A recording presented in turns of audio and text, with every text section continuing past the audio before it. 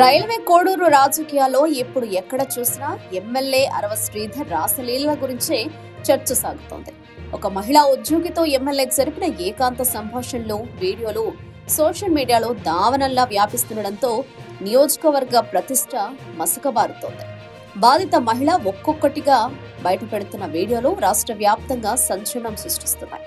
ముఖ్యంగా ఎమ్మెల్యే స్వయంగా కారు నడుపుతూ నువ్వు లేకపోతే చచ్చిపోతాను అంటూ సదరు మహిళను ఎమోషనల్ బ్లాక్మెయిల్ చేస్తున్న వీడియో ఇప్పుడు వైరల్ అవుతోంది.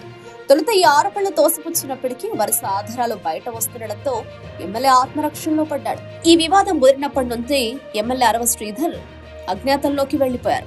ఫోన్ స్విచ్ ఆఫ్ చేసి ఎవరికీ అందుబాటులో లేకపోవడంతో నియోజకవర్గంలో అధికారిక కార్యక్రమాలు పూర్తిగా కుంటుపడ్డాయి.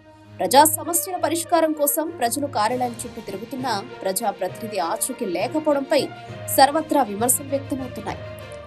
ఎమ్మెల్యే తల్లి సదరు మహిళపై 25 కోట్ల బ్లాక్ మెయిలింగ్ కేసు పెట్టగా పోలీసులు వెంటనే స్పందించి నాన్ బెయిలబుల్ కేసు నమోదు చేశారు. అయితే బాధిత మహిళ జిల్లా పోలీసులకు ఇచ్చిన ఫిర్యాదుపై ఇప్పటికీ కేసు నమోదు కాలేదని తెలుస్తోంది.